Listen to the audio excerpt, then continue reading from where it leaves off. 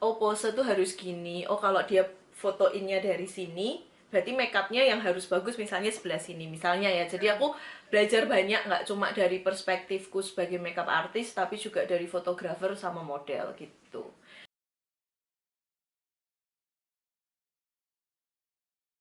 Oke, halo Mbak. Hai, Gimana kabarnya? baik. Aduh, akhirnya di Belanda bisa apa namanya bisa bisa dikit-dikit kembali normal lagi. Iya toh. Ini udah mulai isa kerja semua. Kemarin kita kan waktu itu lockdownnya kan intelligent lockdown kalau di Belanda katanya intelligent. Jadi kamu kayak harus apa namanya 2 minggu karantina sendiri di rumah, yang bisa kerja dari rumah. Terus apa namanya, terus kemarin karena kan sekarang udah mulai berkurang nih pasien yang di rumah sakit. Dari bulan Maret tanggal 17 kita mulai intelligent lockdown, terus naik itu, terus bulan Mei itu makin turun kan. Terus makanya terus pemerintah kayak udah bilang oke, kita mungkin per 1 Juni udah bisa buka. Maksudnya kita udah boleh kayak keluar pelan-pelan, tapi kalau kamu apa namanya, kamu misalkan naik kendaraan umum, kamu mesti harus pakai masker dan jaraknya masih 1,5 meter. Jadi beberapa beberapa restoran juga udah mulai buka, maksimal 30 orang. Lebih dari 30 orang kamu harus ngantri gitu. Di sana kan banyak kayak perusahaan gitu kan Mbak. Nah, jadi orang-orang kayak berusaha buat keluar gitu ya wes pokoknya kudu kerja gitu loh. Soalnya kan di sini juga nyari duitnya kan juga susah, apalagi kalau orang yang kerja apa pekerjaan pokoknya itu kan harus di luar rumah gitu loh. Iya, ngerti sih. Kalau kalau kita di Belanda masih misalkan, karena kan aku kerjanya kan, yang belum tahu aku kan makeup artist freelance ya. Jadi kalau kalau di Belanda itu kamu bisa dua macam. Jadi kamu kerja di kantor atau kamu freelance. Jadi kamu daftarin sebagai perusahaan sendiri gitu. Nah, terus karena kerjaanku kan berhubungan dengan pegang orang. Nah, itu kan kalau kamu lagi corona nggak mungkin boleh megang orang. Jadi kemarin yang kerja berhubungan dengan makeup artist, salon itu harus tutup semua, dan pemerintah masih kayak oke, mau bantuin, jadi kayak kasih dana bantuan, ya nggak seberapa sih tapi masih bisa survive gitu loh. Jadi masih apa, kok di Belanda istilahnya kamu masih dibantu sama pemerintah gitu. Buat hidup, maksudnya buat buat kayak kamu bisa makan, karena kan kamu nggak ada pemasukan tiap bulan toh. Kalau aku freelance kan, aku kerja sendiri. Sebelum apa, corona itu kan aku kerja sendiri, tapi karena corona kan kemarin kita nggak bisa ngapa-ngapain, jadi kayak kita dapet kayak dana bantuan dari pemerintah khusus untuk corona. Jadi dari bulan Maret, April, Mei kita dapet setiap bulan gitu. Nggak seberapa tapi lumayan lah buat buat bantuan. Lumayan sih Tapi ya. tetap harus hemat-hemat ya. Oh, oh. Kalau di Solo nih ini sih dana pemerintah juga dapat, tapi cuma orang-orang yang tertentu aja gitu. Nah ini kalau ini Iya, aku kan lihat Mbak Astrid itu kayak udah mulai kerja lagi itu. karena kan pemerintah juga udah bilang ya udah kita boleh per 1 Juni udah boleh buka, maksudnya udah lockdownnya udah mulai dikurangin. Jadi kayak yang kerja di salon udah boleh buka, tapi pakai peraturannya kamu harus pakai masker, dan jaraknya harus pakai masker, harus pakai sarung tangan, nggak masalah asal nggak lebih dari 30 orang itu gitu. Kalau aku kan, karena aku kan kerjanya cuma sama fotografer, stylist, model, paling maksimal 5 orang, jadi kayak nggak masalah sih. Dan kita nggak boleh cium. Kalau di Belanda kan tipikalnya gini, kalau kamu ketemu orang kamu harus ciuman 3 kali. Ini kayak hai gitu. Terus kayak hai, how are you, bye, ya ya, terus kayak oke, kasih space 1,5 meter, 1,5 meter, foto 1,5 meter gitu. Tapi aku udah mulai pelan-pelan, cuma karena kan apa, wedding pun juga banyak yang ditunda. Tahun ini itu karena kan kalau wedding kan pasti yang diundang lebih dari 30 contohnya ya. biasa 50 orang, dan beberapa klienku juga orang Indo. Jadi kalau dia emang ngundang keluarga dari Indo itu kan nggak mungkin ya. Dan beberapa dipospon, jadi kayak yang bulan Juni ini diganti tahun depan 2021, atau beberapa masih jalan, misalnya kayak cuma oh aku mau dong karena kan aku udah di Belanda, klienku, jadi kayak dia cuma mau wedding untuk apa namanya, tanda tangan surat sipil sama legal secara hukum sama gereja. Jadi lucunya gini, klienku bilang aku tetap mau kamu make upin bulan Juni ini, tapi tahun depan juga pestanya, pesta besarnya tahun depan. Tahun ini lah, terus ngapain tahun ini? Ya tahun ini aku mau tanda tangan surat di kecamatan ya kalau di Indonesia gitu, apa sih, itu catatan sipil. Sama dia bilang juga dia mau di gereja, jadi sama keluarga yang cowok, karena kan yang keluarga yang cowok udah di Belanda, ya udah sekalian. Terus kalau keluarga Indo nanti kita mau ini video call jadi nikah sekalian ada kameramen gitu, video call.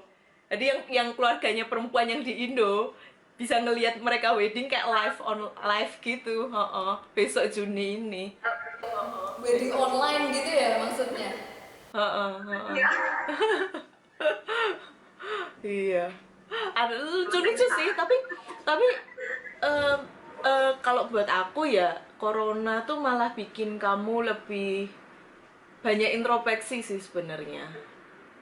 Ya, Iya. bisa sih, lebih banyak waktu buat diri sendiri. Iya, kayak kamu kayak juga kayak gimana sih? Kamu kan selama ini kerja terus-terusan kayak oh ya kerja kerja kerja kerja, terus kayak nggak ada istirahat kan. Terus ini tuh kayak introspeksi, kamu step back dulu, kayak mikir ini yang tak lakuin bener nggak sih? Atau aku kurang sesuatu? Aku harus kayak em, apa namanya, adjust kerjaanku gimana gitu, atau aku mungkin nggak bagus buat kerjaan ini tapi buat yang lain. Kan sekarang banyak juga yang malah beralihnya ke online kan, jadi kayak aku kayak restoran-restoran di Belanda tuh sekarang yang waktu kemarin corona nggak buka, mereka sekarang beberapa lanjut online. Jadi kayak aku udah nggak terima orang di ini, tapi onlinenya jalan terus, malah dia omsetnya tiap bulan banyak gitu. Jadi kayak bagus juga sih, kayak kayak lebih, aku bilang kayak slow down, dan kamu lebih apa ya, lebih percaya sama dirimu kalau aku bilang. Gitu. Lebih bisa malah memperbaiki diri sendiri juga. Kayak nggak usah kayak oh kadang kan kita suka kayak oh temanku gini nih, aku harusnya juga gini, oh temanku gitu harusnya juga gitu kan. Emang aku bilang apa, kayak ini tuh kayak lebih apa namanya, kayak yo wes nerima gitu loh. Nerima yang terjadi, yang sekarang ya yang sekarang. Kayak Iya, gitu. betul. Iya. Yang soal apa, makeup artist itu loh Mbak. Nah itu waktu Mbak Astrid pertama kali ke Belanda itu emang udah ada rencana buat jadi makeup artist, apa mau kayak ada pekerjaan yang lain gitu? Jadi ceritanya itu dulu tuh kan aku punya pacar, pacarku kan di Belanda. Kita kenal 2010. Cerita kecil ya. Love story nih jadinya. Tapi jadi gini, waktu itu kita LDRan kayak 2010, aku pacaran Juni. Jadi tahun ini kita 10 tahun. Tahun ini 10 tahun dari kita ketemu pacaran 2010. Bener-bener 10 tahun tahun ini. LDR-an itu berapa lama? LDRan tuh kayaknya kalau nggak salah 6 tahun. Jadi 2010 pacaran, 2016 aku pindah Belanda. Terus alasannya kenapa aku mau pindah Belanda itu dulu ceritanya, 2010 kan aku kan ke Belanda dulu nih, mau lihat kayak suasana Belanda gimana. Pas itu musim dingin tuh, musim dingin, minus 16, salju. Dimana orang-orang itu yang udah, kalau orang udah tinggal di Belanda lihat salju minus 16 pasti males keluar lah. Kalau kita yang nggak pernah lihat salju tuh kayak malah kayak cuma pakai baju gini, nggak pakai jaket, kayak cuma keluar kayak gitu. Orang-orang kayak, maksudmu I'm tourist, gitu, kayak ya nggak apa-apa toh, have fun aku gitu. Jadi kayak apa, fun gitu loh ya. Terus dari situ aku aku suka tinggal di Belanda kayak tinggal di Belanda, sorry, aku suka apa ya, aku suka dengan situasinya, suasana di Belanda, orang-orang tuh juga lebih sosial, lebih kayak respect. Apalagi yang aku paling suka itu banyak orang di Belanda tuh kayak mau kemana-mana naik sepeda, kayak kamu nggak macet, satu itu kayak rapi, terus apa namanya, mereka juga kayak kalau mau ngantri yo ngantri, orang saya ngantri di sini tiba-tiba neng kene di situ gitu. Jadi yo ngantri, oh yaudah nek memang walaupun aku orang walaupun aku orang Indo, ngantri nomor 2 yang bule di belakang ya tetap di belakang, nggak ada urusan oh kamu bule kamu di depan, nggak kayak gitu. Jadi apa ya, di sini tuh tolerannya tinggi gitu loh. Jadi aku kayak suka, kayak buat aku lebih gampang buat juga nunjukin aku seperti apa. Jadinya waktu itu aku kayak aku tadinya pengennya tuh, kan aku waktu itu 2010 apa namanya, sekolah bachelor, apa namanya, sorry aku mau ngomong jadi lupa, belajar studying accounting di Indonesia. Terus pacarku dulu bilang, Oh ya. terus bilang, "Mbok kamu anu aja student exchange." Tapi kan waktu itu bahasa Inggrisku juga belum bagus kak. Ya sekarang masih ya lumayan, tapi maksudnya waktu itu balik ke 10 tahun yang lalu itu kayak nggak ngerti mau ngomong apa. Masih 19 tahun soalnya aku dulu. Terus kayak ya wes lah, kayak ya aku pengen, tapi aku bilang enggak deh, kayaknya aku nyelesain S1. Makanya akhirnya kita LDR kan, mau nggak mau, karena aku harus nyelesain dari 2010 sampai 2014 kalau nggak salah. Aku lulus lulus S1, terus pacarku ikut wisuda. Habis itu ada rencana aku mau S2 ke Belanda. Tapi waktu itu kan aku mau S2 belajar bahasa Inggris yang buat apa sih, standar kuliah kayak IELTS atau TOEFL gitu ya. Terus waktu itu udah les-les, udah belajar-belajar. Terus sempet kayak udah mau dapat. Jadi tuh waktu itu poinnya 6. Jadi kan kamu ada kayak speaking, listening, writing, dan apa ya satunya aku lupa gitu. Itu tuh poinnya empat-empatnya tuh harus 5,5. Lah yang 3 ini udah 5,5, yang satu ini 5, berarti kurang 0,5. Itu tau kayak nggak bisa. Dan waktu aku coba lagi kedua kalinya, terus nggak bisa lagi, ketiga kalinya nyoba lagi, terus aku mikir kayaknya ini emang bukan jalanku deh buat sekolah lagi gitu. Terus aku lihat apa yang aku suka waktu itu, lucu sih, kayak aku ngeliat di Belanda itu kan, kamu kalau kita di Asia kan orang suka dandan keluar rumah pakai lipstik, rambutnya dirapiin. Terus aku lihat di Belanda tuh, ini ya, orang Belanda pakai sepeda, rambutnya diuntel-untel kayak cuma cuma gini nih, cuma diginiin, terus dah keluar nggak dandan. Terus aku kayak mikir, aduh kalau aku bisa makeoverin mereka pasti mereka happy ya, aku gitu. Terus cuma itu, tapi serius aku dulu mikirnya gitu. Dan itu nggak cuma satu, beberapa orang, padahal cewek cantik pun juga kayak dia padahal cantik, kalau di makeoverin dikit tuh pasti cantik. Aku udah mikir gitu. Waktu itu yaudah deh, aku memutuskan buat akhirnya pengen jadi makeup artist di Belanda gitu, karena aku juga suka karena mereka udah cantik. Maksudnya ya kita semua mukanya beda-beda ya, Asia beda, bule beda, tapi aku bilang waktu itu kayak yang aku pikirin kayak ya kalau aku bisa aku dari luar, aku bisa nunjukin kalian tuh udah cantik, kok ditambahin dikit tambah cantik gitu loh. Maksudnya kayak pengen cuma biar mereka tuh kayak lebih percaya diri lagi. Udah percaya diri tapi lebih kayak seneng gitu. Aku dulu simple sih, pengenku cuma bikin orang lain happy, that's it. Terus kursus gitu, kursus di Amsterdam ya, banyak latihan dan lain-lain. Terus akhirnya ya udah jadi kayak gini sekarang. Terus pengalamannya waktu belajar di Amsterdam tuh gimana Mbak? Kayak senengnya gimana, terus nggak enaknya terus gimana gitu? Oh ya, aku tuh dulu kan waktu itu kan aku lihat ada 2 macam kursusnya. Kamu bisa ambil bahasa Inggris sama bahasa Belanda. Terus aku mikir, kalau aku bahasa Inggris, teman-temannya pasti juga dari beberapa macam sih. Aku suka, tapi kan aku tinggal di Belanda, kenapa aku nggak ambil kursus yang bahasa Belanda aja. Jadi kan aku biar tahu cara mereka berpikir gimana, cara mereka kayak ngobrol tuh gimana. Makanya aku waktu itu memutuskan buat pakai kursus makeup bahasa Belanda, dan aku orang dari luar negeri yang sama sekali nggak ngerti bahasa Belanda. Itu kayak rasanya tuh aneh banget. Waktu itu diwawancarain satu-satu, jadi kita duduk bareng-bareng gitu kan, kayak bareng bersepuluh. Nah, itu yang punya guru kita tuh tanya, oke, jelasin kamu dari mana lalala gitu kan. Terus aku bilang, aku pakai bahasa Belanda gitu toh.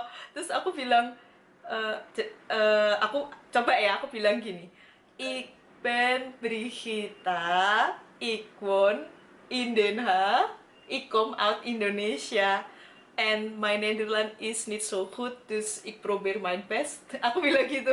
Itu artinya kayak namaku Brigitta, aku tinggal di Den Haag, aku dari Indonesia, bahasa Belandaku nggak bagus tapi I'm trying my best. Jadi kayak mereka malah kayak appreciate, malah kayak, oh iya, pokoknya kamu tiap hari harus sama aku bahasa Belanda ya, nanti kalau kamu nggak bisa tak kasih tahu. Jadi mereka tuh kayak malah mau bantuin tuh loh. Terus aku kayak, oh wow, support banget. Jadi timnya kita tuh malah kuat banget. Jadi aku seneng. Cuma waktu itu drama ya, karena kan ya gimana pun bahasa Belanda aku nggak bagus waktu itu. Jadi aku kayak nggak tahu guruku ngomong apa, setiap kali kayak misunderstanding. Terus aku kayak, hah?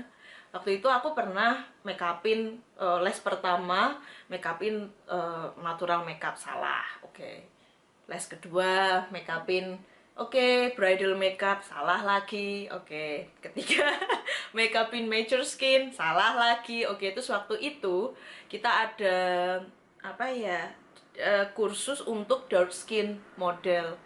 Aku nggak tahu, aku kayak biasanya ya, secara general tuh kebanyakan orang itu lebih sering make upin yang putih.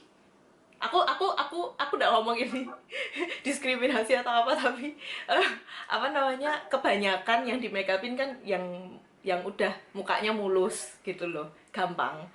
Dark skin model itu salah satu makeup yang susah, soalnya kamu harus belajar complexion, karena mereka kan pigmennya banyak, ada yang warnanya misalnya bawah matanya ini hitam, terus ininya oranye, jadi kamu harus belajar color correcting dan lain-lain. Waktu itu aku kayak, duh, aku deg-degan banget. Itu salah satu kursusku yang aku paling deg-degan selama aku kursus. Walaupun yang ketiga aku dibilangin jelek, aku tuh nggak deg-degan sama ini, kayak duh, kayak aku harus gimana caranya ya, ini aku belajar apa. Aku iseng pasang tuh color corrector oranye di sininya dia, udah kan, udah, terus pakai foundation yang hitam gitu. Terus guruku datang, jadi kan kita bersepuluh gitu kan di pas make upin.